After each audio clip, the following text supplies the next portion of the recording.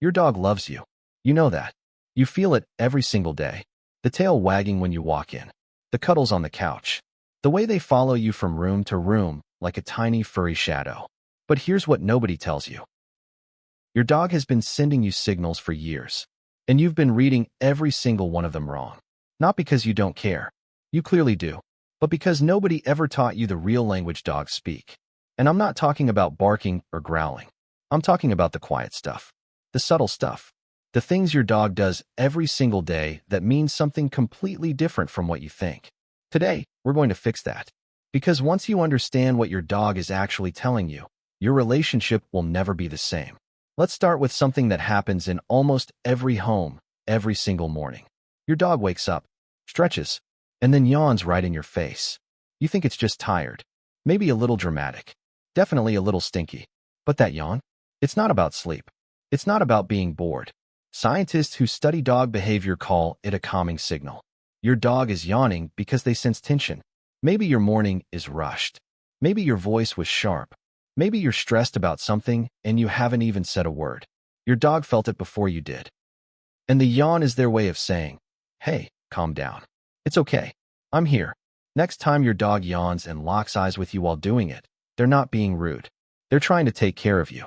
Now let's talk about something a little more surprising. Your dog rolls onto their back and shows you their belly.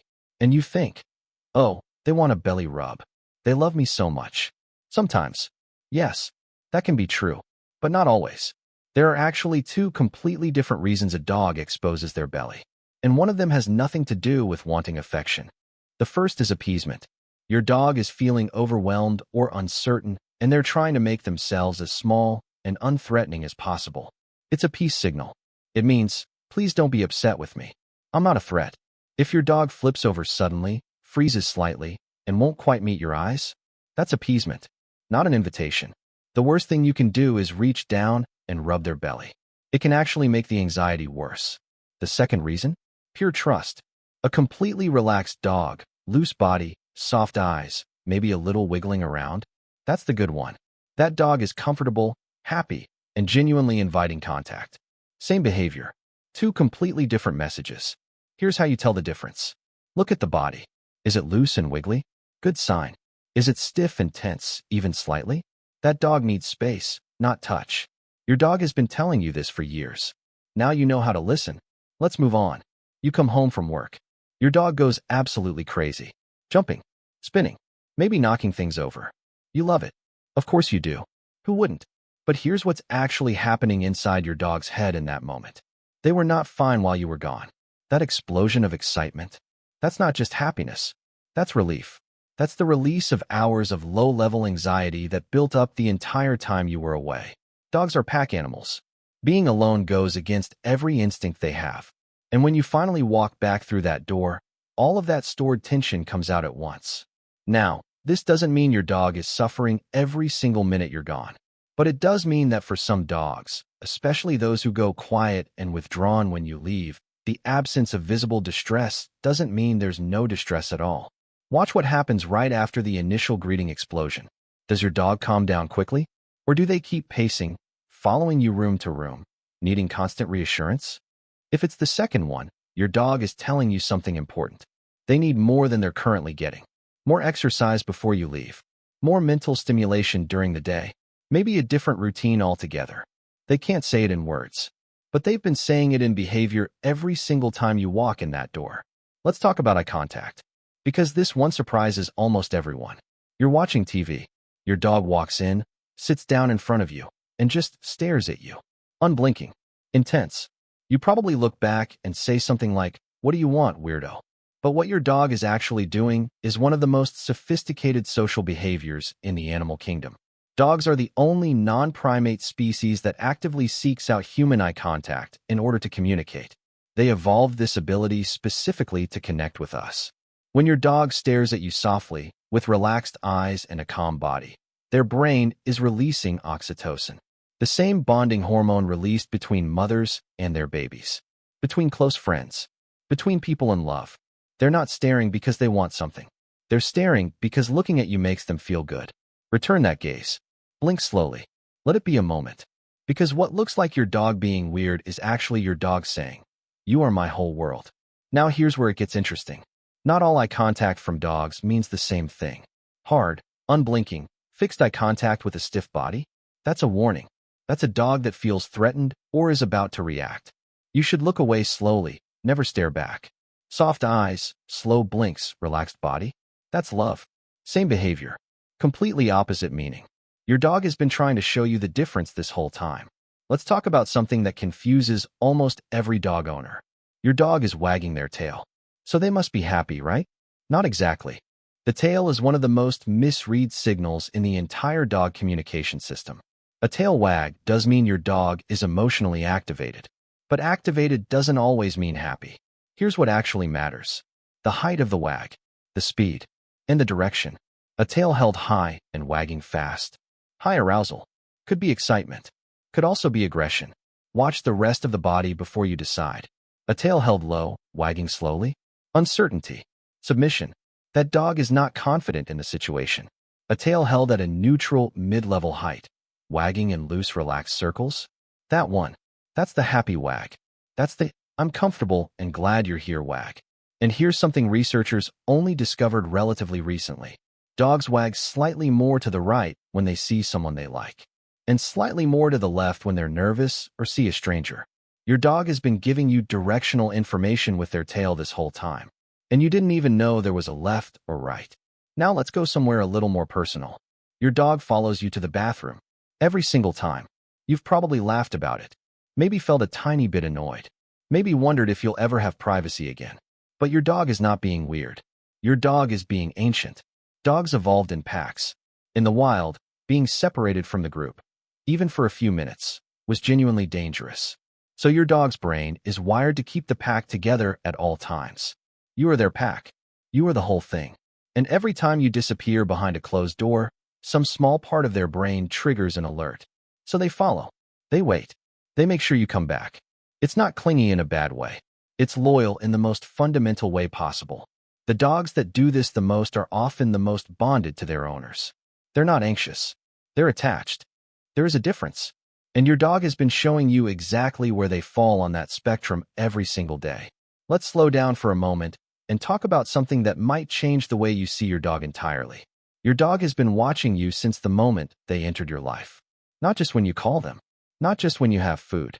Always. They've memorized your schedule. They know which days you leave early and which days you stay home.